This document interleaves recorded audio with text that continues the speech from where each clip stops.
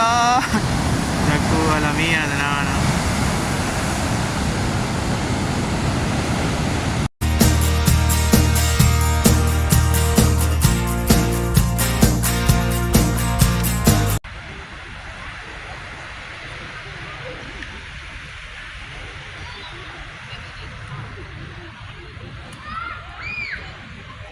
So guys, me and my wife here in Cronulla Beach. So dati ako lang mag-isa dito, ngayon nandito na yung asawa ko. Yan, busy sa kakachat. So yan, i-explore namin yung lugar. So using our bike, scooter yeah. Ayan. So medyo low tide siya ngayon. So iikot pa kami doon sa kabila. Meron doon, may rock pool doon eh.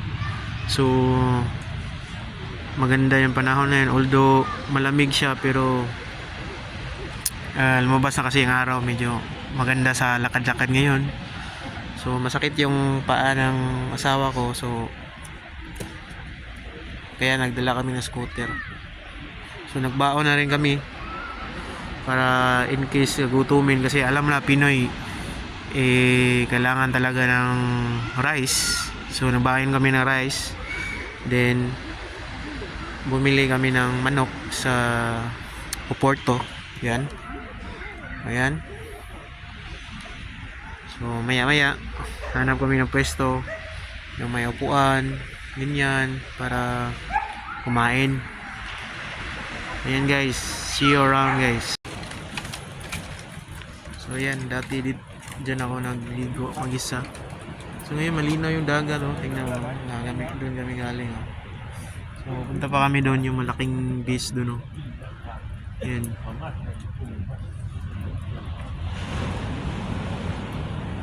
So tara guys. Muna naka-advantage ng lugar. May restaurant, then shopping area. Ayan ang beach. That's the beach. Park here. Nottingham Park. So ito yung surfing area, you know?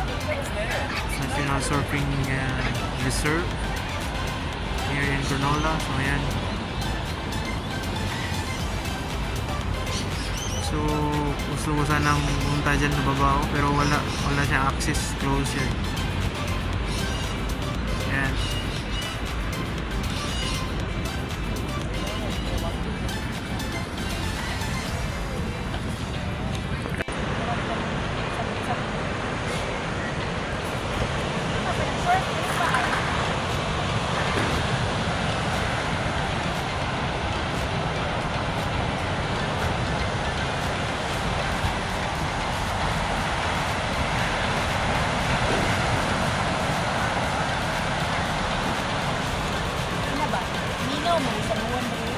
Mingaw ang sanuan dire.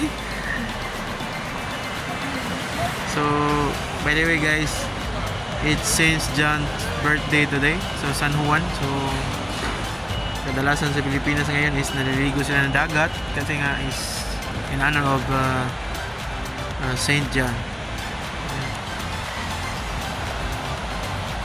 Yan, ito na yung pinakamalaking beach. Yan. See, ganda mag-surf dyan guys. So ayan guys, dito na yung last stop namin. So maya is uwi na kami or punta kami sa ibang beach para maligo. So ayan, yung gandang views.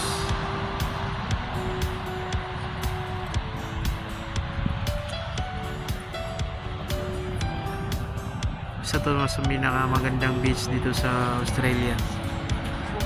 Yan, oh. So maya punta kami doon sa banda. Doon banda dyan. Sakay kami ng ferry sa may park dyan, Royal National Park. So doon kami mag sightseeing.